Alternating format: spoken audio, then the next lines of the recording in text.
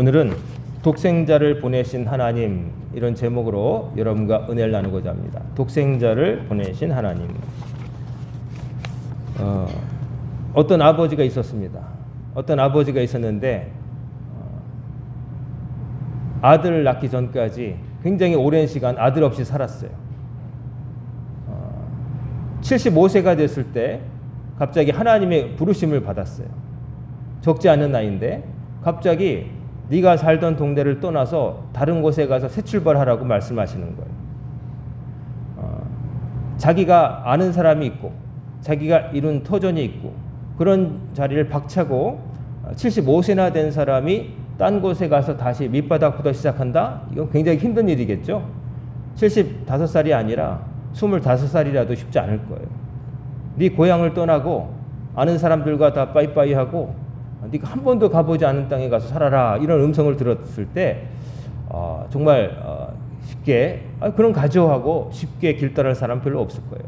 근데 이 사람은 떠났습니다. 75세 때 하나님의 음성을 듣고 그것을 굳게 믿고 떠났어요. 떠나가지고 이제 가는 와중에서 여러 가지 일을 겪었지만 결국 그 땅에 갑니다.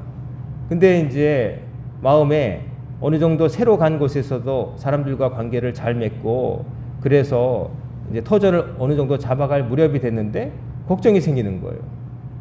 내가 이렇게 터전을 이루고 많은 것을 갖췄는데 짐승도 많고 또 땅도 얻게 되었고 어느 정도 살게 되었고 그렇게 되는데 이거를 물려줄 자식이 없는 거예요. 자식이 하나도 없는 거예요. 무자, 자식이 없는 거예요.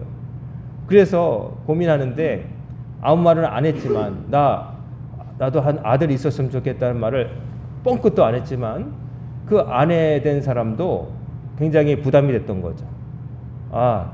자식이 없어서 좋은 아내가 있지만 자식이 없어서 허전한 그 부분을 보고 있다가 결국 아내가 결심을 합니다.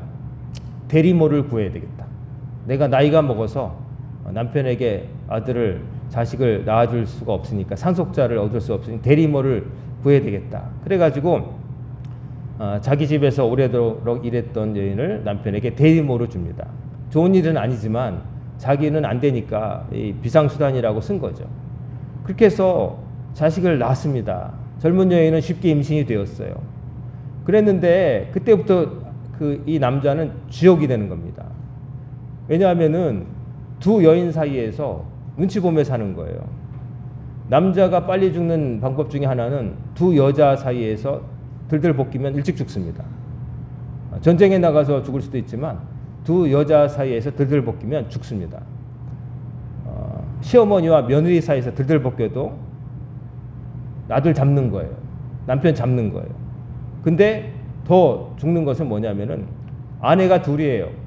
본처와 첩 사이에서 왔다 갔다 하면 남편 죽습니다. 한 여인과 사는 것도 쉽지 않거늘 두 여인의 마음을 맞춰가면서 사는 거, 뭐 일부 다처니까 남자가 왕 같고 뭐 그런 것 같지만 별로 그거 정말 분주하고도 항상 반대편을 염두에 두고 살아야 되는 거예요. 본처에게 뭘 주면은 첩이지만 그러나 자기 아들을 낳아준 이 여자에게 또 못할 수 없잖아요. 그러니까 뭐 줘야 되고, 오늘날에도 이슬람권은 아내를 많이 둔 그런 일부 다처제가 시행되는 나라 보면은 그때 TV에서 취재를 한 거 보니까 집안에 아내가 10명도 넘더라고요. 그래서 아들과 손자들까지 100명이 넘던데 한 집안에 살아요. 첫 번째 아내는 거의 할머니고 마지막 최근에 얻은 아내는 그 손녀뻘인 그런 여자하고 사는 거예요. 근데 거기서 어떻게 사냐 그랬더니 그 가장 맏언니, 큰 아내가 군기를 잡더라고요. 그냥 오늘은 네가 남편하고 자. 오늘은 네가 남편하고 자. 서열을 정해주고 공평하게 이걸 서열을 안 잡으면 불쟁이 나니까 공평하게 서열을 정해주더라고요. 그 아내 남편도요, 뭔가 선물을 해줄 것 같으면 똑같이 해줘야 된다는 거예요. 내 아내를 들였으니까 그냥 내 맘이가 아니라 첫 번째 아내, 둘째 아내, 이렇게 10번째 아내까지 똑같이 해줘야 된다는 거예요. 그러니까 아주 돈이 많지 않으면 힘든 건데 참 그 쉬운 일이 아닌 거죠. 이 제가 말씀드린 이 남자는 결국 이제 대리모를 통해서 첩을 얻게 되어서 아들을 낳았는데, 그리고 나서 이제 정말 본처에게서 아들을 낳습니다. 그게 바로 100세 때, 정말 가능할까 싶을 때 100세 때 아들을 낳죠. 얼마나 눈에 넣어도 안 아픈 아들이겠습니까? 옛날에도 늦둥이 둔 분들 보면은 그냥 첫 번째 일찍 나오는 아들한테는 막 그냥 엄하게 굴지만, 막내 아들 그 하나한테는 그냥 우쭈쭈 하면서 막 정신을 못 차리는 사람들 있죠. 그 늦둥이 얻으면 그렇게 되더라고요. 제가 대학 때 알았던 어떤 선생님은 철학을 가르치는 분인데 모든 걸 철학적으로 생각합니다. 그래가지고 신문에도 났어요. 무슨 일로 나냐면은 버스가 늦게 온 거예요. 이분이 서 있는데 너무 늦게 와서 기사에게 따졌던 거죠. 이분이 왜 늦게 왔느냐. 그랬더니 그분 생각에는 납득할 만한 답을 안 했던 거예요. 그래가지고 싸우다가 이제 결국 경찰까지 동원되고 버스에서 내려가지고 유치장까지 가셨대요. 얼마나 그랬는지. 유치장까지 가셔가지고 곤욕을 치르셨는데, 곤욕 중에 하나는 유치장에 갔는데 요즘은 안 그러겠죠. 유치장에 화장실이 따로 없어가지고 한쪽 편에다가 페인트통 놓고 거기다가 소변을 보라고 하더래요. 근데 본인 철학을 공부한 사람으로서, 강단에 서는 사람으로서 거기에 끌려온 뭐 술 먹고 싸운 사람, 뭐 이상한 사람들, 양아치 같은 사람들과 똑같이 저 소변에 저기다가 볼 수 없다 그러고 한참을 참은 거죠. 정말 정신이 나갈 정도로 그냥 참았다고 그래가지고 이제 고통스럽다는 말을 들었는데, 철학적으로. 근데 그분이 잘 알게 돼가지고 그분 집까지 식사 초대를 받아서 저와 같이 철학을 배우던 집에 갔는데, 큰아들과 아들이 둘이 있어요. 큰아들과 터울이진 막내 아들이 있는데, 큰아들한테는 엄청나게 엄하신 거예요. 그냥 눈 한 번 흘기면 그냥 걔가 벌벌 척척 움직이더라고. 근데 작은 아들은 막 내복을 입고 막 우리들 사이에서 막 뛰어다니고, 근데도 제지를 안 해요.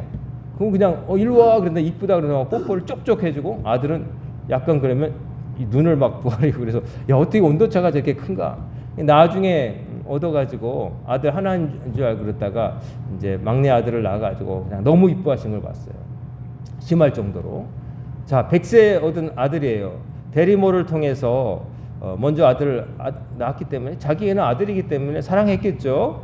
그렇지만 또 본처를 통해서 또 낳은 어린 아들, 굉장히 예뻤겠죠.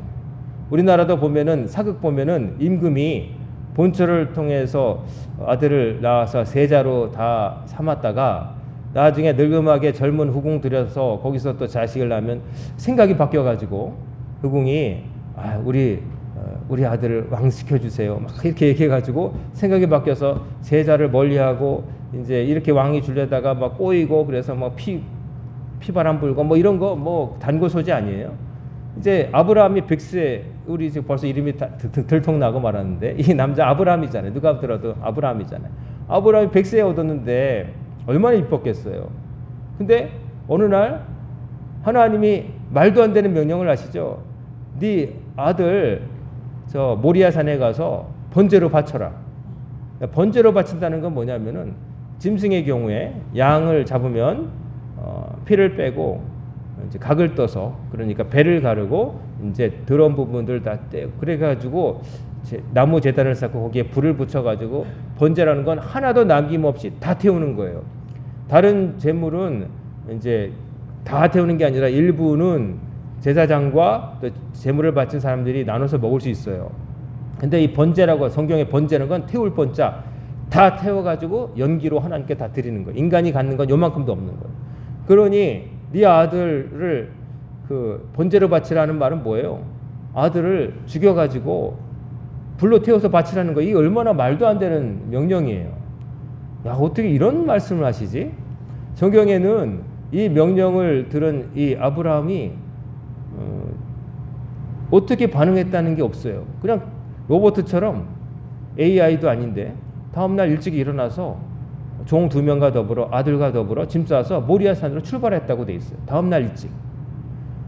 성경은 사람의 심리 상태에 대해서 구구절절 묘사를 안 해요. 그냥 어떻게 했다 정도로 많이 끝날 때가 있어가지고 우리가 아브라함이 그냥 로봇처럼 그랬겠지만 그 말 듣고 다음날 아침에 일어날 때까지 아브라함이 어떤 기분이었을까요? 상상하기도 싫죠. 여러분 정말 아끼는 자식을 그렇게 바치라고 한다면 여러분 하나님 말씀하셨으니까 아멘 하고 뭐 그러겠어요? 그렇게 못하죠. 적어도 갈등을 하겠죠. 이 아브라함이 얼마나 갈등했겠어요. 그리고 이제 그 모리아 산까지 한 사흘 걸려서 갈 때에 그 산까지 올라가면서 얼마나 많은 생각했겠어요. 몸은 가고 있지만은 하나님 왜 자꾸 이러시지? 하나님 100세 주셨다 뺏어가는 건 또 뭐지? 하나님 왜 그러시지? 내가 들은 게 환청이 아닐까? 별 생각이 다 하겠죠. 그냥 하나님 말씀 이건 못하겠다고 내가 잠깐 죽어버릴까? 하나님 그 애를 그렇게 바칠 거면 차라리 저를 번제로 바치겠습니다. 별 생각을 다 했을 거 아니겠어요? 아브라함이 사람이었다면. 그러고 나서 올라가죠. 올라가는데 산 밑에 당도했을 때 이제 종 둘은 남겨두고 아들하고만 올라가죠. 아들 이름은 이삭이었죠. 올라가는데 아들이 아브라함의 폐부를 후벼 파는 비수 같은 질문을 하죠. 아버지, 왜 양은 없어?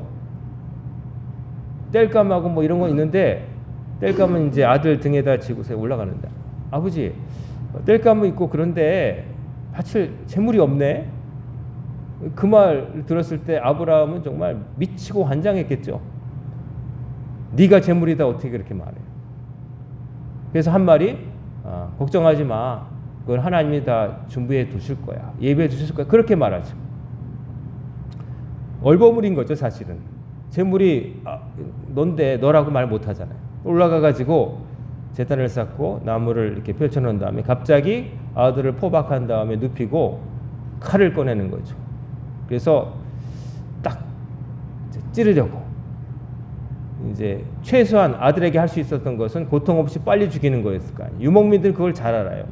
그 양을 잡을 때 소나 양을 잡을 때 어떻게 하면 빨리 숨지게 하는지 막 짐승이 요동치는 것도 힘든 일이겠지만 그래도 기르던 것을 마지막 제물로 바칠 때 미안한 마음도 있고 고마운 마음도 있고 그래서 최대한 빨리 숨지게 하는 거 목의 일부 혈관을 이렇게 탁 찔러가지고 피가 빨리 나오게 해서 과출혈로 그냥 정신을 잃게 만드는 거 뭐 그런 방법을 알았겠죠. 그래서 아들을 찌르려고 할 때 우리가 너무나 잘 아는 하나님이 아브라함아 그에게 손대지 말아라 하면서 천사를 통해서 제지하시죠. 참 드라마틱한 순간이에요.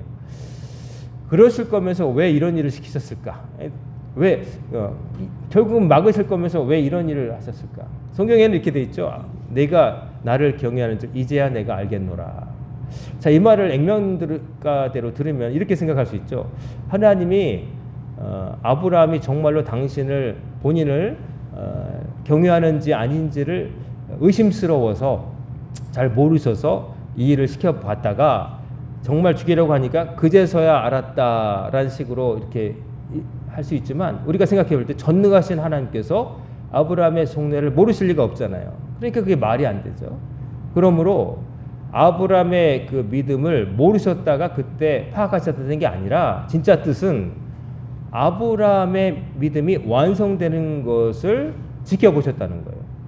즉, 그 일까지도 하나님을 완벽하게 100% 경외하지 못했던 믿음을 가지고 산을 올랐을 그때까지 살았을 아브라함에게 그때까지는 아들도 낳고 뭐 모든 것이 해피하게 다 형통했잖아요.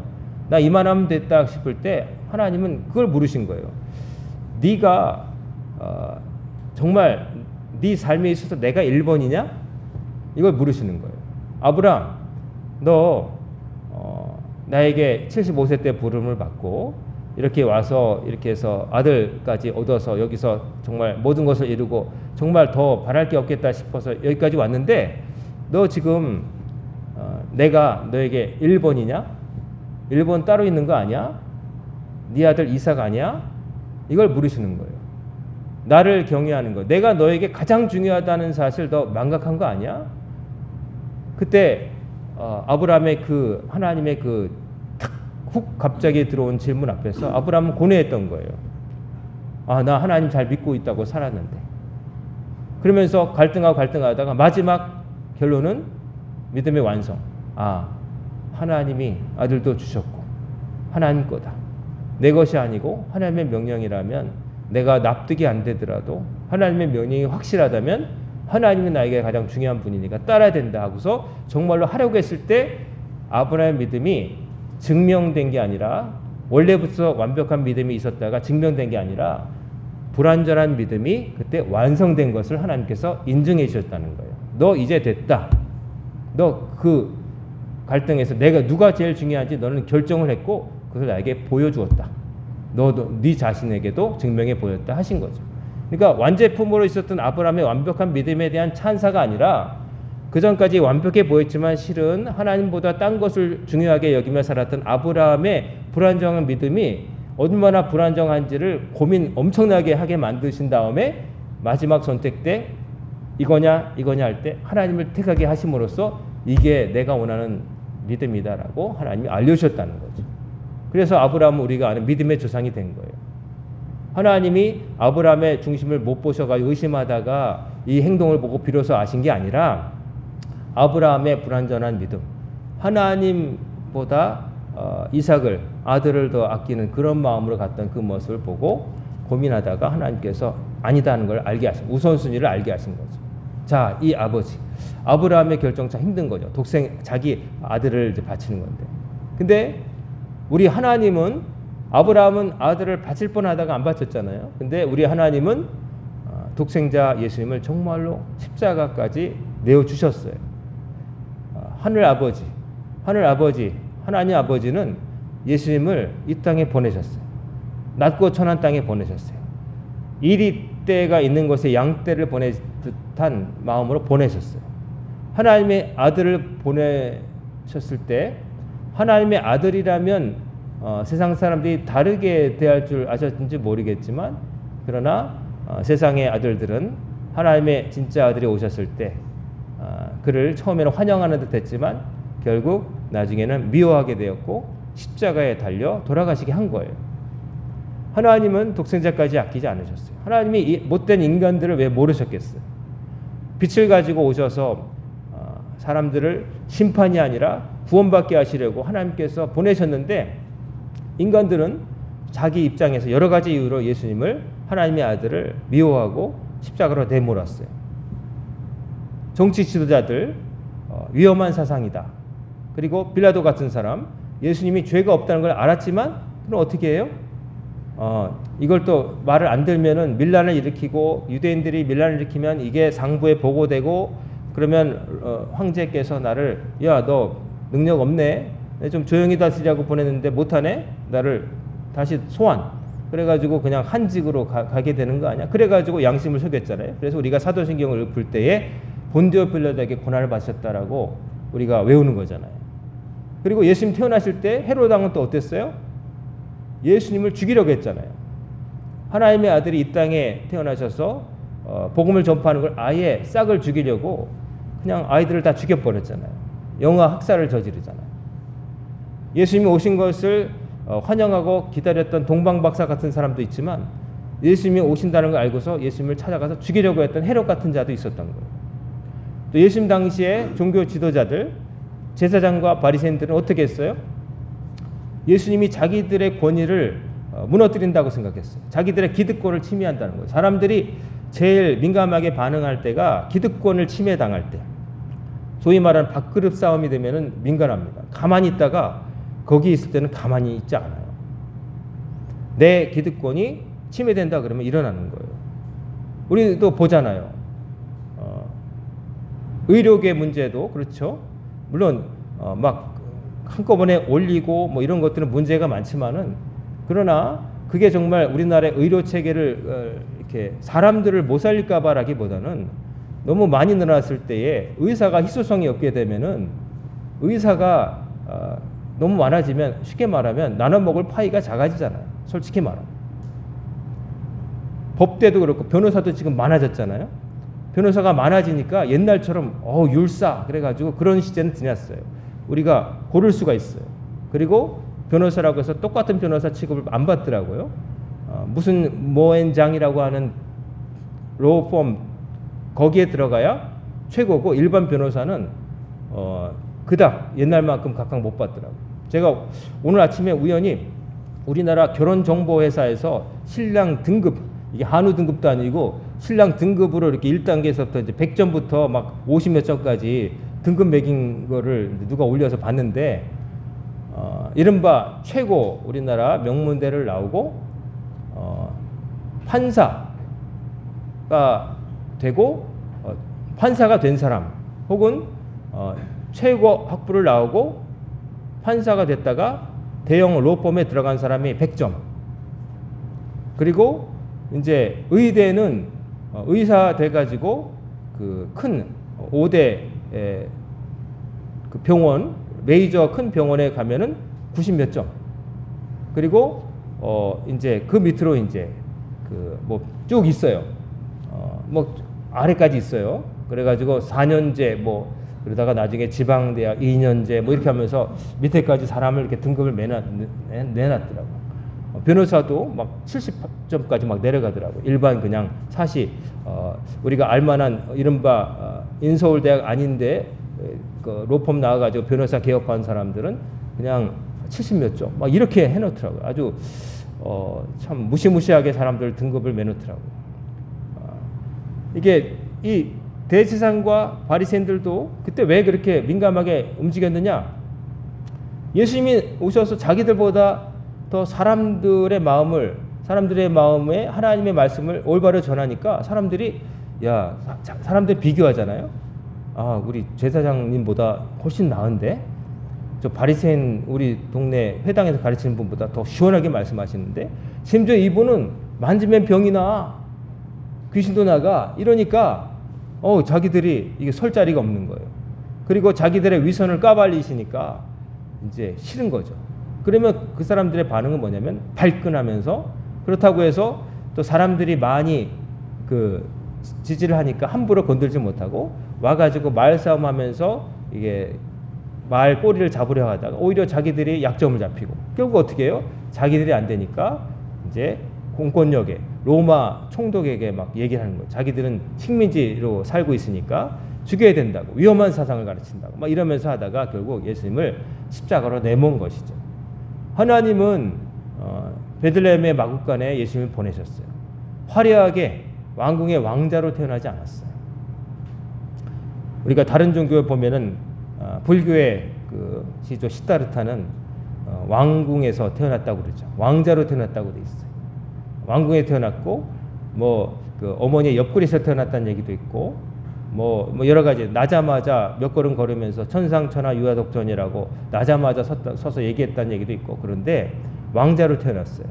근데 예수님은 정말 보잘것없는 그런 여관도 아니죠. 여관의 밑에 짐승들이 있는 곳에 그 유대인들의 당시에 집은 어떻게 생겼냐면은 짐승과 인간이 같이 살았어요. 그 뭐냐면은 아래층에는 마구간이 있어가지고 양과 소와 애들이 살고요. 거기에 계단을 올라가면 인간이 살았어요. 그래가지고 그 추울 때는 이 가축들과 인간들이 서로 체온으로 덮이며 살았어요. 그러니까 위층 여관에 그때 호적 조사하느라고 방이 없을 때 예수님과 그 가족은 위층 객실에 들지 못하고 아래층 짐승이 있는 곳에 가서 주무셨다는 얘기예요. 거기서 출산까지 하셨고 그 짐승들이 있는 곳에 얼마나 냄새가 났겠어요. 아무리 깨끗이 관리해도 냄새가 나고 뭐 보온이 됐겠습니까? 뭐가 위생이 좋았겠습니까? 그곳에 예수님이 이 땅에 오신 거예요. 무엇을 위해서? 여러분과 저의 죄를 대속하시고 우리에게 구원의 길을 보여주기 위해서 이 땅에 오신 거예요. 그 결단을 하신 분이 바로 하나님 아버지라는 거예요. 아버지로서 독생자를 아끼지 아니하시고 악독한 인간들 사이에 보내신 거예요. 왜요? 여러분과 저를 구원하시기 위해서. 그래서 성탄은 하나님 아버지의 놀라운 결단으로 이루어진 기적 중에 기적인 거예요. 거룩하신 탄생. 그리고 예수님이 오셔서 하신 일은 한 가지. 우리 모두의 구원을 위해서 애쓰신 거예요. 천국 복음을, 영생을 주시기 위해서. 사람들은 먹고 살 당장에 떡을 달라고 매달리고 몸이 아프니까 병 낫게 해달라고 의사 찾듯이 자기 뭐 그렇게 찾았지만 예수님이 주시려고 한 것은 진정한 자유와 진리, 사람이 구원받는 것, 멸망당하지 않고 아버지께로 가는 길을 보여주시기에 이 땅에 오셨던 거예요. 그분이 오신 날을 기념하는 것이 성탄절인 거예요. 그 성탄절은 독생자까지 아끼지 않으시고 보내신 하나님의 놀라운 결단이 일어난 날이에요. 그것이 실현된 날이에요. 그렇기 때문에 우리는 성탄을 맞이할 때마다 여러분과 저를 위해서 독생자까지 보내주신 유일하신 아들을 이 땅에 낡고 천한 땅에 육신을 입고 보내주신 하나님의 은혜를 제일 먼저 생각하고 감사하는 날이 되어야 되는 것입니다. 여러분과 저에게 예수님은 구원의 통로로 오셨어요. 그리고 그 구원을 통로를 주신 분은 하나님 아버지신 거예요. 아브라함에게 주신 시험의 참뜻은 뭐라고 말씀드렸죠? 너에게 누가 제일 중요하냐? 이것에 대한 물음이셨다고 그랬죠? 여러분과 저에게 가장 중요한 분이 누구예요? 하나님이신 거예요. 하나님, 독생자까지 아끼지 않으시고 세상을 사랑하사 독생자를 주신 하나님이 여러분과 저에게 가장 중요한 분이고 그 말씀에 순종하여 하늘 보좌 버리시고 이 땅에 내려오신 하나님의 아들 예수님이 여러분과 저의 유일한 구세주가 되시는 거예요. 앞으로는 이제 재림주로 오실 때는 심판주로 오실 텐데 그날을 우리가 기다리면서 사는 거예요. 구원주로 오셔서 구원받는 길을 알려주셨고 그 길을 따라서 우리가 끝까지 가면은 구원받아서 심판날에 아버지의 날에 들어가는 거지만 그 날에 준비하지 못하고 등불을 준비하지 못한 어리석은 처녀들처럼 인생을 막 살고 하나님께서 말씀하신 대로 안 살고 하나님을 자기 삶의 1번으로 모시지 않고 2번, 3번, 4번, 5번 아니면 생각도 안 하고 살면은 지옥에 가게 되는 거예요. 그게 우리 기독교의 핵심 교리고 가르침이고 진리인 것입니다. 자, 성탄절을 우리가 맞이하고 있습니다. 성탄절, 크리스마스 막 들뜬 분위기 뭐 이런 게 흘러가기 쉽지만 그러나 그 속에는 독생자가 그런 처참한 꼴을 당하실 것을 아시면서도 이 땅에 독생자를 보내신 하나님의 놀라운 결단이 있는 것이고 그만큼 우리를 사랑하셨다는 것, 하나님의 사랑이 확증된 것이 바로 성탄 사건임을 여러분 기억하시고 하나님 아버지를 사랑하시고 하나님께서 독생자까지 예수님께서 보내신 그 사랑에 보답하는 마음으로 하나님께서 여러분과 저에게 지키라고 하신 말씀들을 억지로가 아니라 기쁨으로 정말 기꺼워서 지키면서 하시는 여러분과 제가 되어서 언제가 주님 앞에 서게 되었을 때 흰 옷 입고 홀로 서서 살아온 나날들에 대해서 평가받을 때 착하고 충성된 종이라 다 인정받으시고 아버지 나라에 다 들어가시는 우리 성도님들 다 되시기를 주의 이름으로 축원합니다. 아멘. 기도하겠습니다. 고마우신 아버지 하나님, 오늘도 구주 강림주일 마지막 주간을 잘 지내게 하시고 말씀 앞에 서게 하셨음을 감사를 드립니다. 저희들을 위해서 독생자까지 아끼지 아니하시고 보내신 하나님의 그 만극하신 사랑을 늘 기억하며 감사하게 하시고 주 예수께서 보여주신 그 길을 십자가 지고 묵묵히 뒤따르는 저희들 되게 하셔서 주의 나라에 다 들어가는 저희들 모두가 다 되게 하여 주시옵소서. 이제 성탄절을 며칠 앞두고 있는 즈음 수요일날 주의 전에 다시 한번 우리가 다 모이게 하시고 성탄의 기쁨을 주님 앞에서 함께 나눈 복된 시간 되게 하여 주옵소서. 이 모든 말씀 우리 주 예수님의 이름으로 간절히 기도드리옵나이다. 아멘.